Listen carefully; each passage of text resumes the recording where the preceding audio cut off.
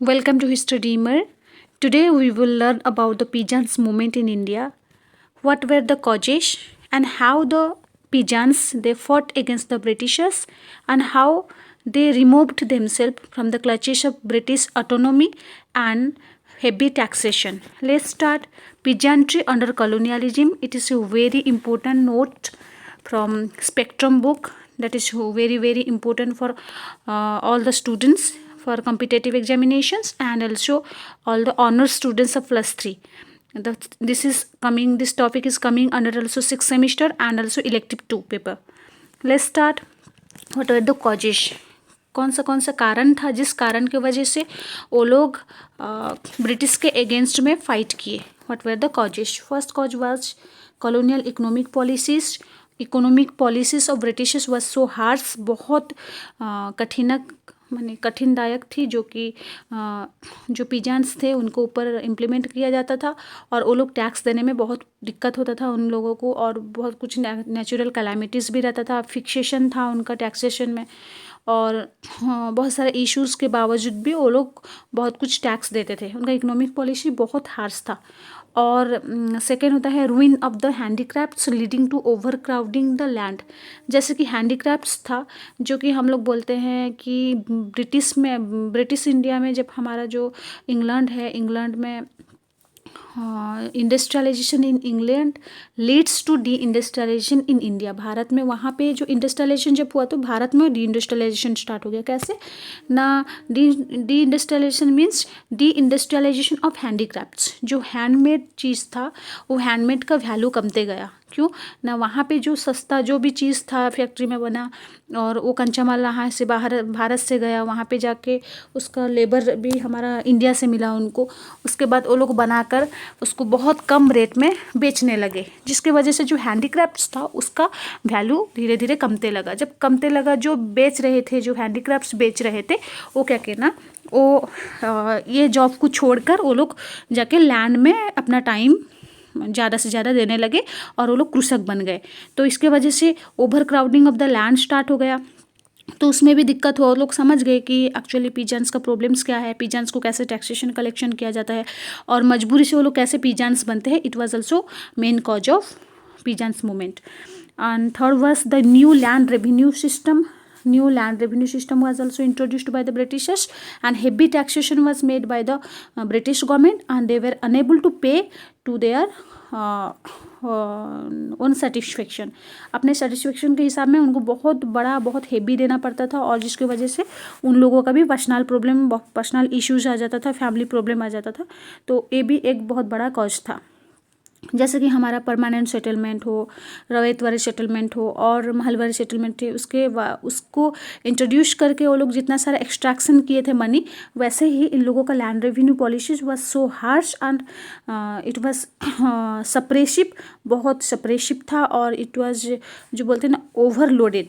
मतलब ओवरलोड में जितना उनका लोड रहना चाहिए उससे ज़्यादा वो लोग लोड देते थे. और फोर्थ होता है colonial administrative and judicial system. ये तो सबको पता है कि कॉलोनियल एडमिनिस्ट्रेशन जो था उनका उसमें तो बहुत सारा गलती था जो कि भारतीय लोग बहुत कम रहते थे, जो कि they can't understand the cause of peasants, they can't understand the cause of tribals. और जो साधारण व्यक्ति थे वो साधारण लोगों का प्रॉब्लम्स को वो लोग समझ नहीं पा रहे थे क्योंकि उनका एडमिनिस्ट्रेशन में ज़्यादा से ज़्यादा ब्रिटिशर्स थे और judiciary system only for the British people कैसे सही से रहे उनके लिए judicial system was working in very good way but for the Indians it was not working properly. तो फिर क्या है, जितना सारा मूवमेंट्स हुआ these were the causes and जितना सारा मूवमेंट्स हुआ था उन मूवमेंट्स को हम लोग डिवाइड कर लेंगे 2 टाइप्स में. एक था pre Gandhian phase of peasants movement and second was the post Gandhian phase of peasants movement. Okay, let's start. What was the pre-Gandhian phase of Peasants movement? It was first Indigo Rebellion. It was a very important rebellion which compelled the Peasants to fight against the Britishers. That was happened and it was commenced in 1859 से लेकर 62 तक इस continue रहा. तो first इसका cause क्या था? ये भी है Indigo revolt also coming under the 5th semester history of India. लेकिन ये बहुत कम है, यहाँ पे बहुत कम है. बट एक लॉन्ग क्वेश्चन भी आ सकता है 5th सेमेस्टर के लिए। तो in Bengal local peasants were forced to grow indigo, मतलब इंडिगो उगाने के लिए लोगों का मन नहीं था, पीजन्स का मन नहीं था, उन लोगों को कंपेल्ड किया गया कि तुम लोग इंडिगो को ग्रो करो अपने खेती में। तो ये लोग बिल्कुल भी इंटरेस्टेड नहीं थे क्योंकि इसमें ज़्यादा से ज़्यादा पैसा नहीं मिल रहा था। तो the farmers were hesitating to grow indigo, बहुत सारा उनको प्रॉब्लम दिक्कत हो रहा था। वो लोग बोले कि नहीं, हम लोग नहीं ग्रो कर पाएंगे। तो क्यों, कारण क्या क्या था? कारण जो था, low prices were given to the indigo planters and also indigo was not lucrative, इतना अच्छा लुक्रेटिव नहीं था, करने को मन नहीं था, लोगों का इंटरेस्ट नहीं था। Indigo planting decrease the fertility of soil, जो सॉइल का जो फर्टिलिटी है, उर्वरता है, उसको भी ये रिड्यूस कर देता था, जो कि इंडिगो प्लांटेशन। तो क्या हुआ, the anger of the peasants exploded in 1859 में। इनका जो था अंगर जो था, मतलब गुस्सा जो था, ये फूटा 1859 में। कहाँ से, किसके द्वारा? ना दिगंबर विश्वास और विष्णु विश्वास जो थे नदिया डिस्ट्रिक्ट के, वो लोग लीड किए उनको, और वो लोग क्या किए ना, गुस्से से अपना भड़ास निकाले। तो the peasant suffered at the hands of the traders and middle man, जो मिडिल मैन जो थे और ट्रेडर्स थे, उनके द्वारा ज़्यादा से ज़्यादा वो लोग प्रताड़ित हो रहे थे और उनका ज़्यादा से ज़्यादा वो लोग सफरेज हो रहे थे। तो consequently they launched a movement for non cultivation of indigo Bengal. तो वो लोग क्या कहना, लास्ट टाइम में वो लोग क्या कहना, सब एकजुट होकर वो लोग क्या कहना, ब्रिटिश गवर्नमेंट के अगेंस्ट में रिवोल्ट जारी कर दिए, जिसकी वजह से वो बोले कि हम लोग इंडिगो कभी भी ग्रो नहीं करेंगे हमारे लैंड में। लेकिन वहाँ पे लीडर्स कौन थे? 2 लीडर्स थे, दिगंबर विश्वास एंड विष्णु विश्वास। और peasants were supported by Bengali intelligentsia, जितने सारे बंगाली राइटर्स थे, they also supported the cause of peasants because they were also the supporting the peasants people of India. Okay, and it was also Harish Chandra Mukherjee, a Bengali journalist. He was a journalist of Bengal and described the plight of peasants of Bengal in his newspaper The Hindu Patriot. तो ऐसा question आएगा, The Hindu Patriot was written by whom? That was Harish Chandra Mukherjee of he was a Bengali journalist. He also showed the plight and sorrow of peasants in Bengal. Okay, and Deenbandhu मित्र, ये भी एक इंसान थे जो कि नील दर्पण एक play लिखकर, वो एक ड्रामाटिस्ट और राइटर थे। वो भी पीजन्स का कैसे प्रॉब्लम और वो कैसे इंडिगो प्लांटर्स के द्वारा कैसे फेस कर रहे थे, जो हार्श ट्रीटमेंट फेस कर रहे थे, वो सब चीज़ इसमें पब्लिश किए इन 1860 में। लोग जान पाए और लोग भी सपोर्ट किए। द गवर्नमेंट अपॉइंटेड, जब इतना सारा प्रॉब्लम हुआ तो गवर्नमेंट को पता चला, तो गवर्नमेंट को शर्म आया, जो कि ब्रिटिश गवर्नमेंट को शर्म आया, तो वो बोला कि ठीक है, हम लोग एक कमीशन बिठा रहे हैं, कमीशन बोलेगा क्या सही है क्या गलत है, और वो कौन सच बोल रहा है कौन झूठ बोल रहा है और कौन किसको एक्सप्लॉइट कर रहे हैं, तो वो कमीशन आके बोलेगा जब, तो हम लोग कुछ हार्श डिसीजन लेंगे, मतलब एक कोई मेजर डिसीजन लेंगे। तो यहाँ पे वही हुआ, the government appointed the Indigo commission. तो वो कमीशन कितने में बैठा, वो एक ऑर्डर इशू किया 1860 में, nothing that it was illegal to force the ryots to cultivate indigo. तो ये जो एक्ट जो था, ये एक्ट जब जो कमीशन था, ये कमीशन बताया कि ये बहुत बुरा है कि जो है कॉमन रॉयट्स है, रॉयट्स को जो कंपेल्ड करना to grow the indigo in their indigo planters planting in their own land. तो इसलिए उन लोगों को मना किया गया कि ये, मतलब इसका मतलब है कि ये उनका पीजन्स का प्लाइट दिखाया, मतलब जो उनका प्रॉब्लम्स जो था, उनका जो इश्यूज था, इसको वो शो किया और बोला कि ये गलत है कि उनको हम लोग जब ज़्यादा से ज़्यादा उनको कंपेल्ड करने से बहुत बुरा है, क्योंकि वो लोग बहुत कॉमन है, रॉयट्स हैं, उन लोगों का भी खुद का हैंड टू माउथ लाइफ चल रहा है, तो उनको इतना कंपेल्ड करना सही नहीं है। उसके बाद जो है, उसके बाद का जो मूवमेंट है, it was known as Pabna movement. It was commenced in 1870s to 1880s. During 1870 and 1880s, larger parts of eastern Bengal showed discontentment caused by oppressive practices of Jamindars. Jamindars, they were exploiting the peasants in eastern Bengal. Okay, around 1870s to 1880s. Peasants were also prevented from acquiring occupancy right under Act X of 1859. In 1859, according to Act X, there was given to the peasants occupancy right, मतलब उनका अधिकार है अपने land में। तो ये occupancy rights ये जो जारी किया गया था, तो इसको भी वो लोग प्रतिबंधक लगा दिए कि इसके अकॉर्डिंग कुछ नहीं कर पाओगे। तो इन मई 1873 में अग्रारियन लीग वॉज फॉर्म, एक अग्रारियन लीग फॉर्म हुआ जो कि यूसुफशाही परगना में हुआ, जो कि पाबना डिस्ट्रिक्ट में है, पटना। तो वहाँ पे लोग सब एकजुट होकर स्ट्राइक करने लगे। Rent strikes were organised, funds were raised and struggle spread throughout Pabna and other districts of eastern Bengal. तो ईस्ट बंगाल में हर जगह ये प्रॉब्लम जो था जारी हो गया। तो फिर देखते हैं the struggle was mainly legal resistance and little violence. ये क्या था? The struggle was mainly legal resistance and little violence. पूरा लीगली ये था resistance movement and little violence, ज़्यादा से ज़्यादा वायलेंस इसमें नहीं था, जो कि ये लोग अपना कॉज को ब्रिटिश गवर्नमेंट के आगे प्रेजेंट किए। Discontent continued till 1885 when the government by the Bengal Tenancy Act of 1885 enhanced the occupancy rights। क्या हुआ ना, डिस्कंटेंट पूरा चालू रहा 1885 तक, when जब गवर्नमेंट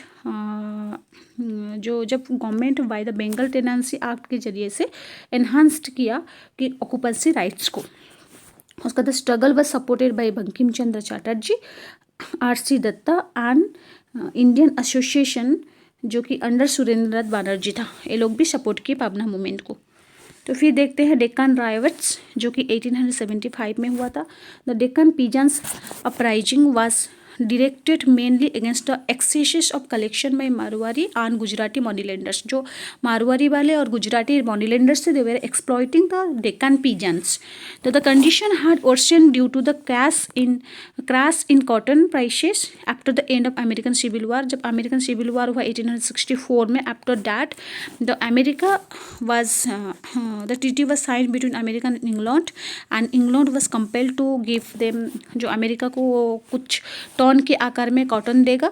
तो इसलिए ब्रिटिशर्स का नज़र पड़ा इंडिया के ऊपर। तो इंडिया को सोचे कि इंडिया जब कुछ प्रोड्यूस करेगा कॉटन तो हमारे लिए बेनिफिशियल होगा। तो उनको बहुत कंडीशन बहुत हार्श हो गया। ये लोग बोले कि तू कॉटन उगा, तो उगाना चाहिए। तो ये जब नहीं उगाए तो प्रॉब्लम क्रिएट हो गया। द रॉयट्स बहुत suffered heavy taxation under the ryotwari system. The land revenue was also raised by 50% in 1867। मतलब 1867 में रैयतवारी सिस्टम के द्वारा बहुत सारे लोग को प्रॉब्लम हो रहा है, बहुत सफर किए, और 50% tax was increased by the zamindars, जो कि मारवाड़ी और गुजराती वाले थे। तो फिर देखते हैं सोशल बॉयकट स्टार्ट हुआ इन 1874 में। बहुत सारे रॉयट्स क्या कहना ऑर्गेनाइज किए, social boycott movement against the money lenders. They refuse to buy from the money lenders shops and cultivate their fields. मतलब मनी लेंडर्स के शॉप से कुछ खरीदेंगे नहीं और कल्टिवेट नहीं करेंगे उनका फील्ड्स को। द बार्बर्स, वाशरमैन और shoe makers refuse to serve them. उन लोगों को कुछ सर्व नहीं करेंगे, ये लोग प्रतिज्ञा किए। और this social boycott spread rapidly to the village of Poona. बहुत सारे जगह ये व्याप गया, जो कि है मतलब स्प्रेड हो गया, जो कि village of Poona, Ahmednagar, Sholapur, Satara was transform into the agrarian riots with systematic attacks on the money lenders houses and shops. बहुत सारा जगह जो था मनी लेंडर्स का हाउसेस और शॉप्स को भी अटैक किया गया। The government succeeded in repressing the movement.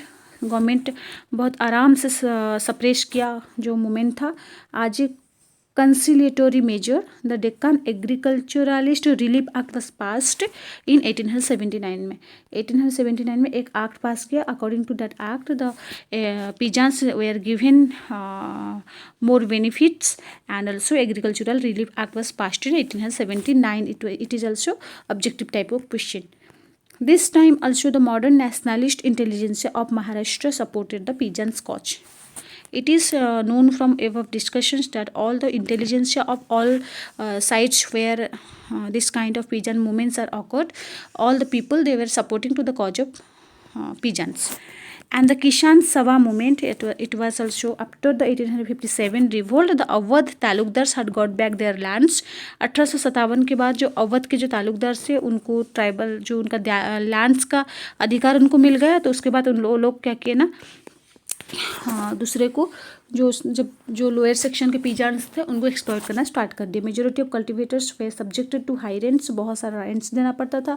Summary eviction, जो उसको बोलते हैं बेदखली, मतलब अपनी जगह से उनको बेदखल कर देना। Illegal levies, renewal fees of nazrana. The first world war also, जो फर्स्ट वर्ल्ड वॉर जो था वो भी प्राइसेस सब फूड और कमोडिटीज़ का जो नेसेसिटीज़ जो है ह्यूमन बींग्स का, सब में प्राइस ज़्यादा से ज़्यादा बढ़ गया है। तो this question the condition of UP peasants का प्रॉब्लम बहुत सारा डेटोरेटिंग हो गया और उन लोगों का कॉज बहुत ऊपर आ गया। तो due to the efforts of home rule activities Kisan Sabha where organised in UP, जो थोड़ा जो होम रूल वाले जो होम रूल मतलब अपना देश को शासन अपना होम ही करेगा, मतलब अपना जो घरेलू शासन जो बोलते हैं, मतलब इंडिया का शासन को इंडियंस ही शासन करेंगे। तो ये लोग वाले क्या कि वो किसान सभा जो मतलब ये वाले जो home rule activities Kisan Sabha जो था वो ऑर्गेनाइज्ड हुए यूपी में। द यूनाइटेड प्रोविंस किसान सभा was set up in 1918 में by Gauri Shankar Mishra and Indra Narayan Dwivedi. Madan Mohan Malviya also supported their efforts। तो ये किसान सभा जो यूनाइटेड प्रोविंसेस किसान सभा जो था वो बना था 1918 में बाई गौरी शंकर मिश्रा, इंद्र नारायण द्विवेदी, और उनको सपोर्ट कौन किया था? Madan Mohan Malviya. By June 1919 the UP किसान सभा हर्ट 450 ब्रांचेस। 1919 तक जो यूपी का किसान सभा था उसका 450 ब्रांचेस हो गया था, जो कि वो लोग बहुत स्प्रेड से मतलब बहुत speedily they were growing. In October 1920, Awadh Kisan Sabha came into existence in 1920. These are the objective types of question. These are also coming to your topic and question paper. Long question also can be written, and also PG student they can also follow this channel and also this question answer. This video.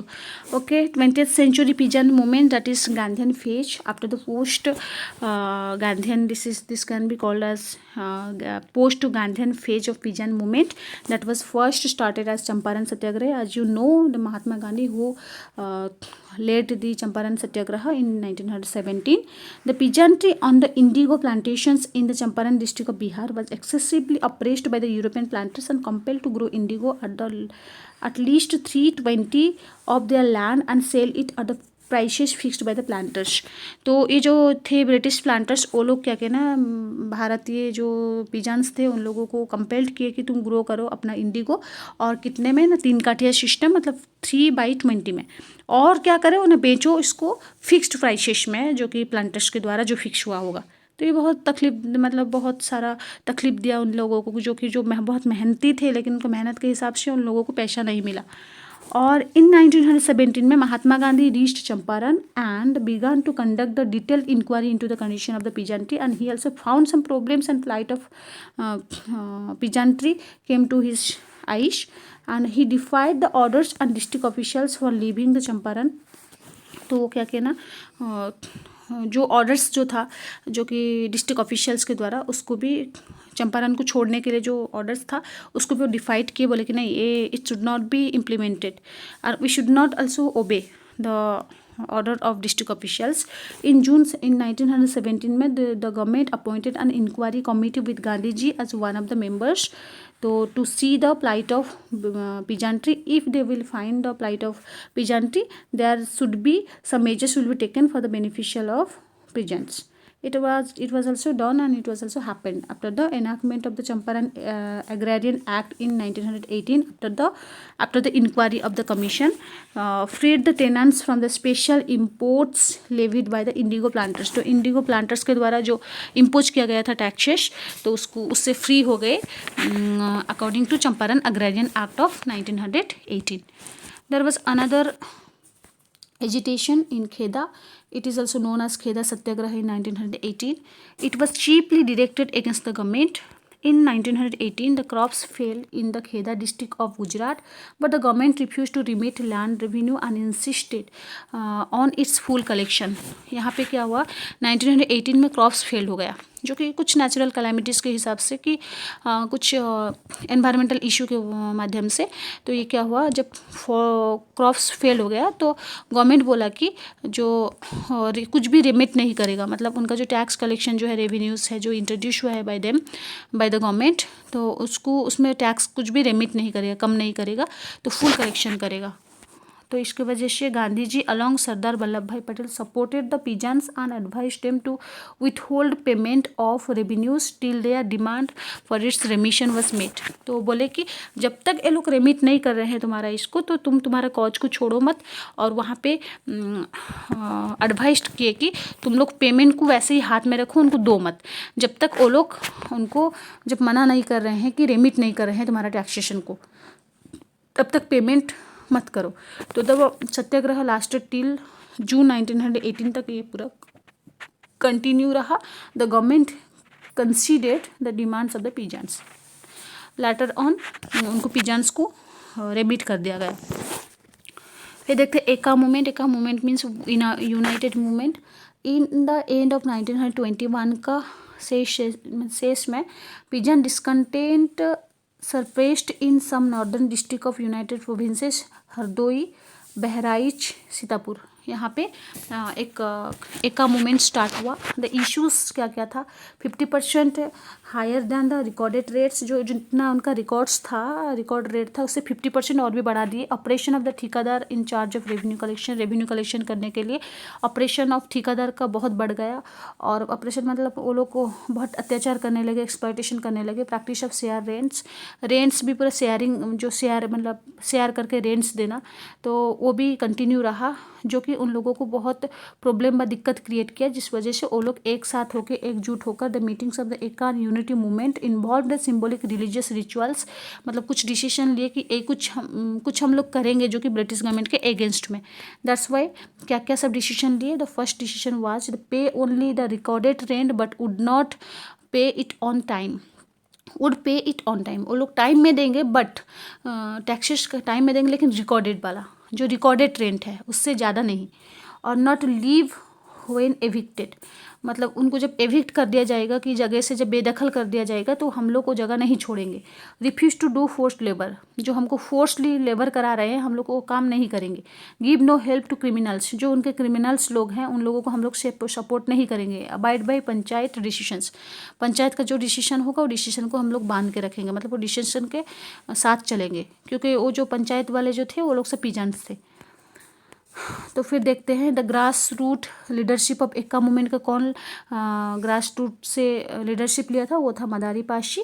Other low caste leaders and many small zamindars, थोड़े थोड़े small वाले जमींदार्स थे और लो cast के leaders थे और मदारी पाशी थे।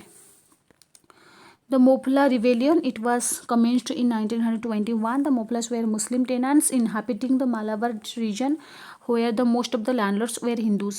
ऐसे टाइप का था। ये जो है भारत का हमारा, ये जो भारत है, भारत का जो लास्ट कर्नर है जिसे बोलते हैं कि peninsula, this side is known as the Coromandel coast, this is known as the Malabar coast. इस साइड में जो मालाबार कोस्ट के साइड में जो था एक जगह जहाँ पे मालाबार है, तो उस साइड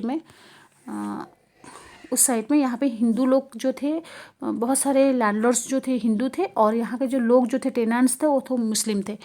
तो दे आर ग्रीवेंसेस, तो वो लोग उसके अगेंस्ट में फाइटिंग कर दिए। They are grievances centred around lack of security of tenure, high rents, बहुत सारा रेंट्स लिया जाता था, renewal fees, other oppressive extraction by the Hindu landlords.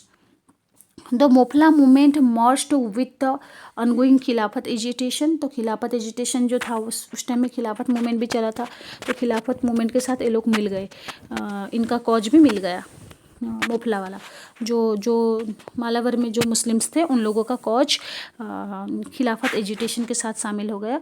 तो महात्मा गांधी, शौकत अली, मौलाना अब्दुल कलाम आज़ाद एड्रेस्ड मोफला मीटिंग्स, तो लोग भी चाहे कि नहीं, हिंदू हो या मुस्लिम हो, जो सप्रेस कर रहे हैं उनसे इन लोगों को, उनके क्लचेस से इन लोगों को फ्री करना चाहिए।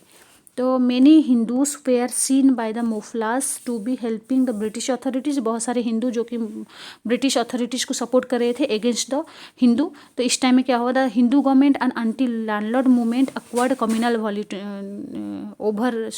ओवरटोन्स। क्या हुआ, तो यहाँ पे ब्रिटिश गवर्नमेंट के अगेंस्ट में सब फाइटिंग करना चाहिए, तो यहाँ पे हिंदू मुस्लिम का प्रॉब्लम जो क्रिएट हो गया, तो यहाँ पे कम्युनल राइट्स हो गया।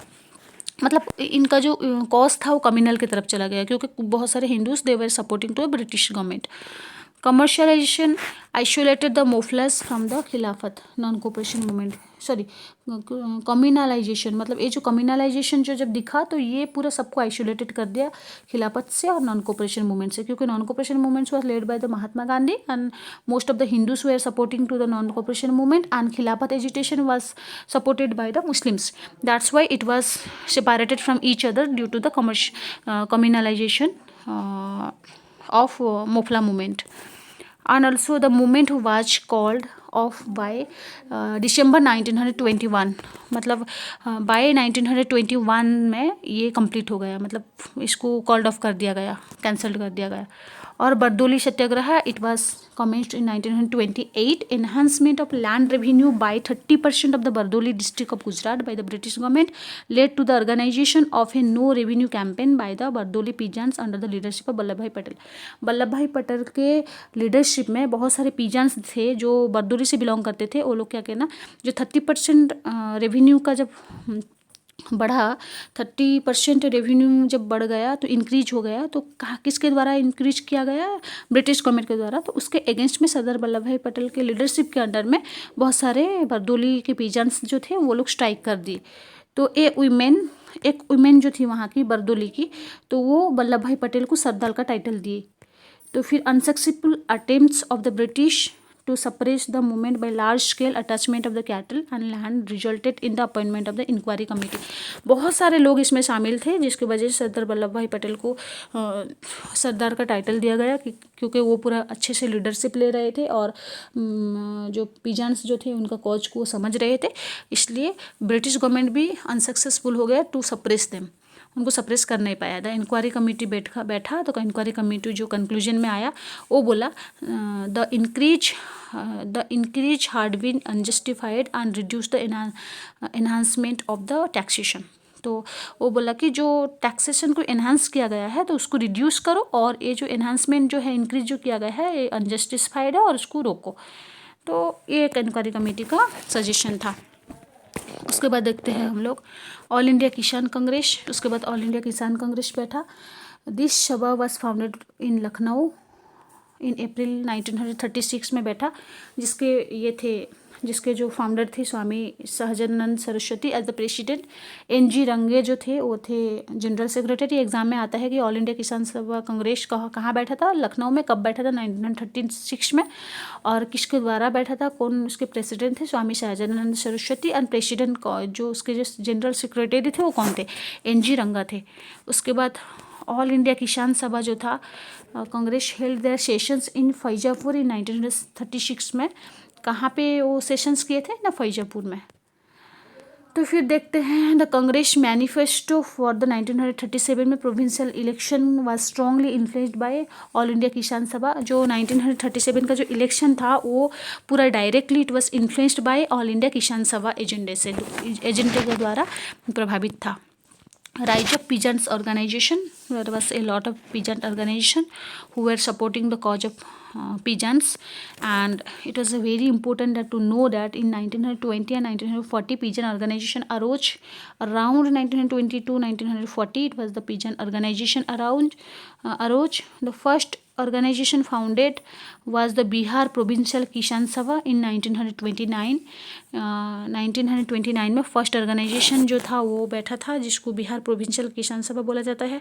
इन 1936 में द ऑल इंडिया किसान सभा बैठा, जो कि 1936 में we have already read out in upper part of this video.